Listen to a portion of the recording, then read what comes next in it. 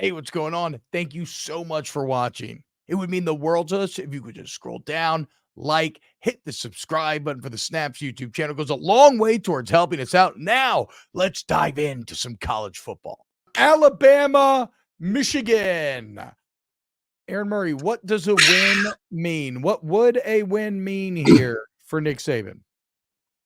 I don't think I was hoping you go Michigan first here. I don't think it means a lot. It's just another win. I mean, let's be honest. Like, it's just another one. Like, we expect it to happen. It's Nick Saban. He's the greatest coach of all times. Like, would it be awesome to be the number 4 team, beating the number 1 team in Michigan, who a lot of people have had as the number 1 team in the country all season long? Like, yeah, it's impressive, and it shows just how good of a coach he is to take a team that lost to Texas, that played like shit versus USF, to then beat the number 1 team in the country in Georgia, then turn around and beat the number 1 team in the country in Michigan.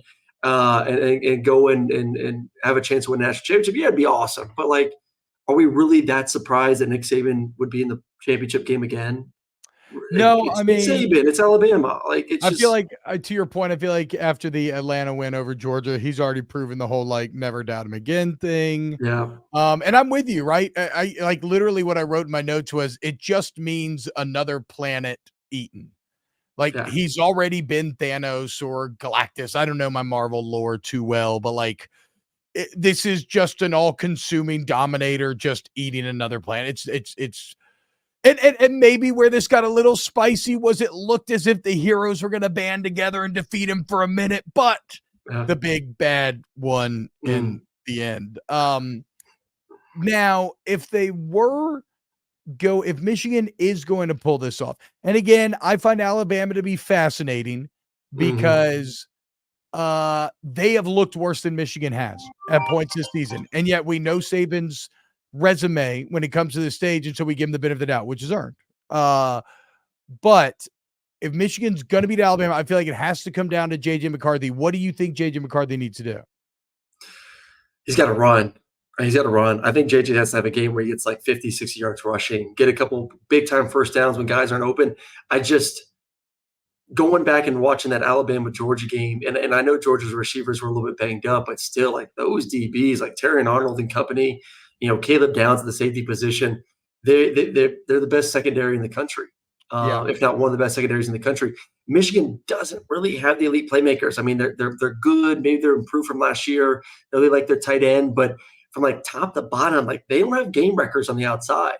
Like, I don't think they have guys that I feel comfortable can win consistently on third and medium situations against man-to-man bump coverage. It's just not going to happen. So, like, if Michigan can if they can win first and second down and get to a third and medium situation, and when things aren't open, JJ takes off and gets a first down with his legs and extends the drive, like that's going to have to be the recipe.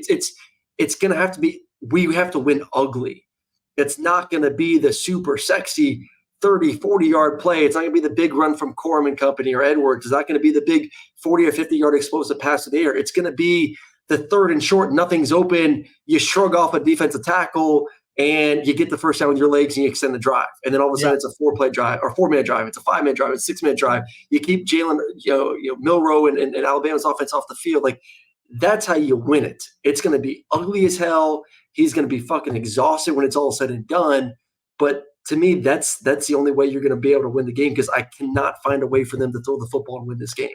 Yeah, I think he has to play like he did against TCU last year, but without the turnovers. Now, I don't think he's going to be able to, because in that game he was 20 of 34, 340 through the air, 2 tuds. He went 10. He went 10 for 52 on the ground that game with a touchdown. But even if he doesn't get to something like 340 yards, they need to be willing to fucking send it in the same way they did that game. And I just don't know that they push the ball vertically down the field. They haven't done TCU's defense shit. wasn't good, though. Like, that's different, man. Again, I'm not asking for the exact stats. I'm asking more for the same philosophical approach. Lean on JJ and fucking send it. He's your only hope to potentially unlocking the playmakers, is him being able to threaten in multiple ways. And yeah, like, the O-line's going to have to wait at this other stuff. But if they try to play this scared ass pussy shit, I think the explosivity of Alabama will end up wearing them down and overwhelming them. I think a fun exercise. Or I'm gonna say this. Like, I'm not saying that like don't try to create explosive plays in the pass game. I'm just saying like it's hard for me to think that they're going to be able to be successful consistently doing it.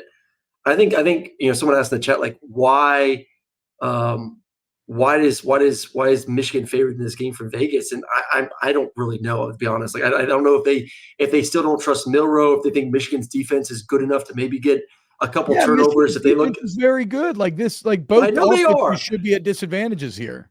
I completely agree. I think this is going to be an interesting game of like which offense can consistently move the football. Like I don't think this is going to be a high scoring game. Like I don't know what the over under is, but I think first team that gets to the mid-20s wins the football game. I don't know if either team touches the 30s. I will say this. Okay, here's kind of a fun exercise that I think helps me frame this game in my head. What is one word that you would describe Alabama with? I gave you one adjective. Confident. Okay. I would go inevitable, like our boy Thanos, right? Because here they are again. What is one adjective that you would use to describe Michigan?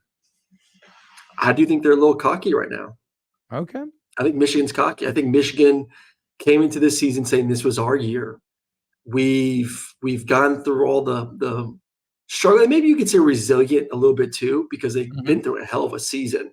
Yeah. But I kind of look at like Michigan, and I love it though, because you need to feel cocky still heading into a game like this, and you have to believe you're the better team. But I do think I think they're overconfident, thinking that they can finally push through and beat not only an SEC team like Alabama or Georgia, which is something that's hindered them from winning a championship, but actually win a championship themselves this year. I think maybe a little bit too overconfident right now with who they are. Overconfident is interesting to me. I would not have considered that, given that I don't think they feel terribly overconfident. When they learned they had to play Alabama, they looked like a team that was dealing with the reality of, oh, we just got fucked in the ass by the CFP. And I too have. There's a big difference between Alabama and FSU, though. I mean, I think trust me, I lived through it in 2011 when we watched a selection show, and it was Oklahoma State and Alabama on the board. And once again, the team just got invited to the championship game. So no, I know the exact feeling. I don't think I would say for me, I think Michigan has solid. And solid may sound dismissive, but it's really not, right? You look at the definition of solid, the deeper you get into it, unanimous, unified, reliable. To me, this Michigan team is like their logo put into a football team for just that solid block letter M. There's no great weaknesses on the team, even if you think that there's no especially dangerous points on them either. And it's the visual in my head that I keep coming back to, right? Inevitability, Bama, like they feel almost like the ocean, right? With all of its explosivity, its volatility, but then Michigan feels, or they're hoping to be, this almost rocky outcrop with a lighthouse on the top and a fucking storm's coming. And the question is, with McCarthy as the lighthouse, can they hold up to the fucking crashing waves, to the explosivity, the volatility of Alabama, and be solid? Because if they play solid football, they can refine Jalen Milrow making those mistakes again. They can win in the trenches more than I think we're giving them credit for. And if they can do that, then maybe they end up winning this game. Maybe they get swept away. But there's a real solidity to this Michigan team that I don't think Alabama has. Alabama's been way more volatile this season and way more boom or bust. And if you catch Alabama on the wrong day, they can bust out. But you generally don't get Nick Saban. I think it's also I would say this about Alabama. I feel like this year's Alabama is way more together than they've been in years past. I would agree with that. I feel like they from a chemistry standpoint, like they for a couple of years now, they relied on Superman to continue to bail them out. They knew they didn't have Superman, Bryce Young, or Will Anderson this year. Not something we're going to look up in April, May, whenever the NFL draft is, and Alabama's probably going to have 4 guys drafted in the first round. Yeah. So we're kind of like, well, it's still Alabama. Like there's still obviously elite talent on that roster, but there is no more Bryce Young. Let's rely on him to go win us a football game. I feel like this team, the message was the whole offseason, we have to play more team football, reliable football on both sides So like you talk about Michigan being a complete team like that. I think Alabama's this is the most complete I've seen Alabama play on both sides of the football when it comes to learning to play together.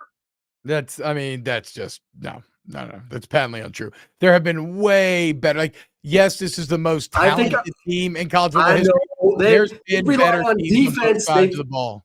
Those I'm AJ not saying McCarron teams better. would beat this team on defense and offense.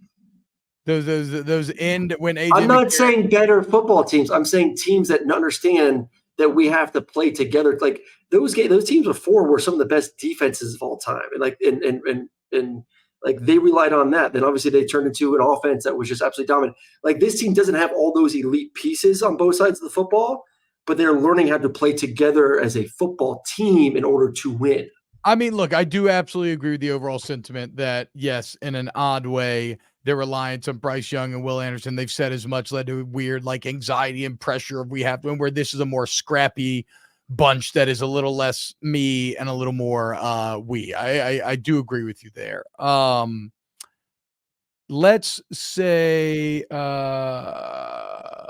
yeah, and so maybe he obviously said cohesiveness. So yeah, maybe I just misunderstood you there. Wait, there was a comment here that Sean D says Michigan did the same last year versus TCU, saying now we're going to show TCU Big Ten football. So I think that's a key difference between last year and this year. Is last year Michigan was absolutely overconfident against TCU. Yeah. They thought they were going to step in and just beat the fuck out of him. TCU runs a 3-3-5. We're going to run over him, and that did not happen. I think it's the opposite this year. There is no taking Galactus for granted. Like they're if anything, I think they're a little scared of Alabama, whereas they had no fear for TCU last year. Which hey, fear's fucking healthy, man. Wins an animal as long as you don't let it overwhelm you, right? But like wins an animal at its most dangerous when it's fucking scared, fight or flight. It's back to a corner, man. And that's I wouldn't necessarily say Michigan's backed into a corner. They are the number one team, and they are favored to win the football game. Yeah, come on. No. I'm just being honest. Like, maybe there's some anxiety involved with this, but I don't think there's a fear. Michigan has traditionally sucked on this stage, and Nick Saban is unbeatable on this stage. I agree. Okay. So it doesn't matter what you've done up to this point.